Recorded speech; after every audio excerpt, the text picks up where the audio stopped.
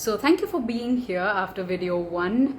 My name is Abhilasha. I am the founder of Goalless Vocal Studio, and I welcome you to continue with me on this exploration of the exhale and how that might be contributing to your problem of vocal fatigue. There was another video on the inhale which I did just before this, so if you haven't checked that out, please go back to that one and only then practice with me on this video.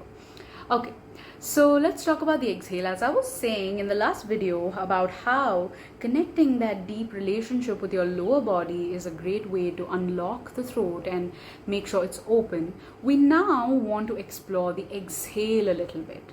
Okay, so when we go into the exhale, we want to notice how the exhalation process is very, very dependent on the inhalation for it to be effective.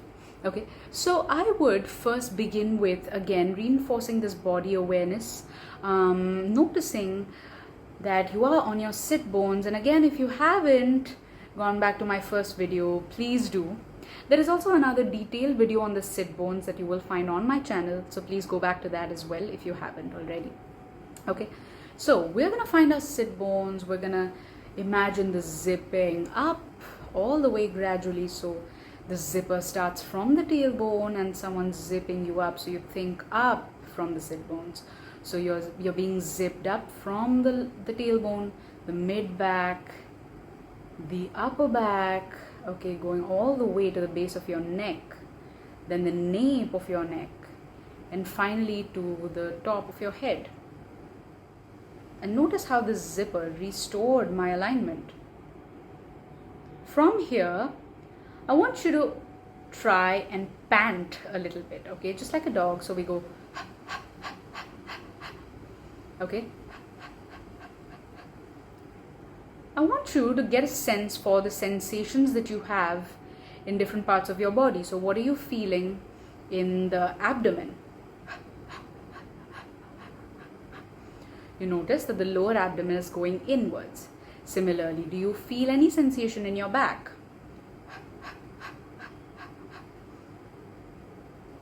I would really, it's funny, so bear with me, but think about straining in the bathroom, okay? When you're constipated. That is a great way of accessing your breath support muscles.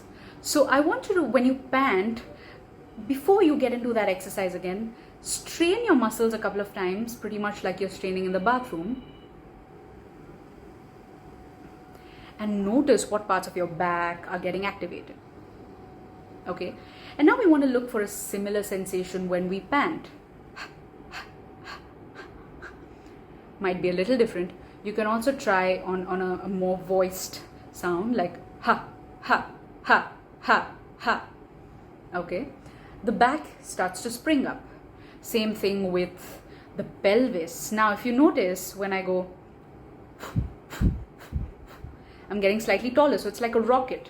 There's one part of my pelvis which is moving down the pelvic floor. Again, reference to the previous video. So if you haven't gone there, please go back. Okay, so okay, but when I feel that downward movement with my pelvis, I basically am being, think of an elevator or a rocket. Something needs to come down for something to go up. Okay, just like the rocket, the fire comes down and the rocket gets launched. It's the same where my pelvic floor is moving down and it's elongating me. So I'm going ever so slightly. It's very subtle. So we want to feel that downward pushing on pant. So, and if you're ready, you can also go ha, ha, ha, ha, ha, ha. So like a karate chop. Ha, ha, ha. Notice how the core is bracing itself, but you're also feeling this downward push. You may also feel it in the upper part of your abdomen, okay? Or ha. Any of those are gonna work. You're gonna feel it pushing outwards. So we have already noticed the pelvic floor, the back, the lower abdomen and the upper abdomen. What else can we feel? We can also feel some movement in the shoulder blades and in this part of your the sides of your body. So let's see if we can pick up some sensations there. Something widening. So really the upper back goes up like that.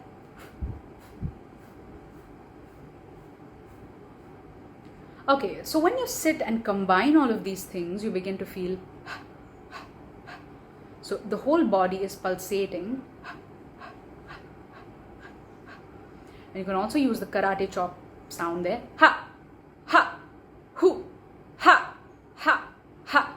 So once you have practiced this, you need to understand that this particular phenomenon of your core bracing itself is the body's way of protecting your voice from that barrage of air that is likely to come and hit and torch the vocal folds. So imagine if you were screaming or laughing or coughing and that crazy amount of air just left through your vocal folds, it would seriously injure you.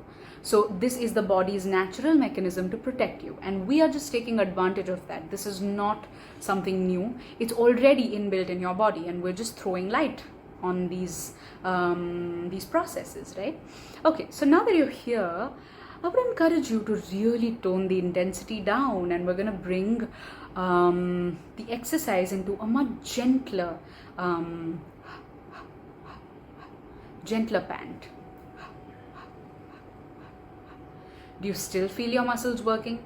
Now this is the thing, for a lot of people who get tired when they talk, this support is missing, and that's why we're working on restoring it. Okay, so you should still feel that same kind of body jumping up, right? We can also take this to a much less intense form, like the hum. So you can go and again, this will further reduce the intensity of this particular sensation, but it's going to be there.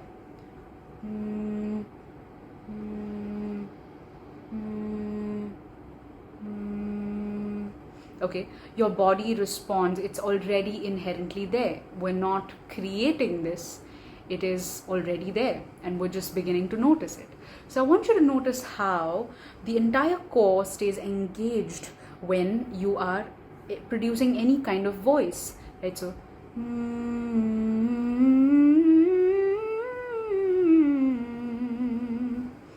okay, now think about this. Compare this to any other forms of exhalation that you do. You can also try a screaming exercise. Just pretend you are screaming. Let's go.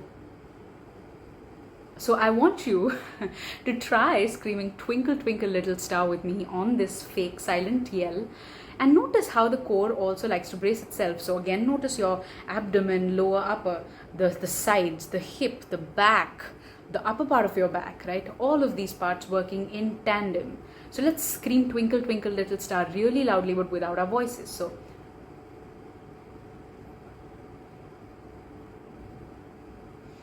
okay, keep up. Notice how this is your body's tendency again to brace itself. And I know I'm getting repetitive, but I really want to reinforce how we are to borrow these tendencies which are already built into our body and make sure that they are activated when we sing. And once, or speak as a matter of fact, and once that begins to happen, the strain will slowly start to melt away. Now, this is exactly what I work with in my clients. Now, I am someone who has had massive vocal fatigue problems. I have another video where I talk about my vocal fatigue problem. But these exercises help me get over that, and I also help my clients work through pain, strain, all of these problems. But also these exercises help not just with pain and strain, but also with range, with energy, with power, stamina, tone.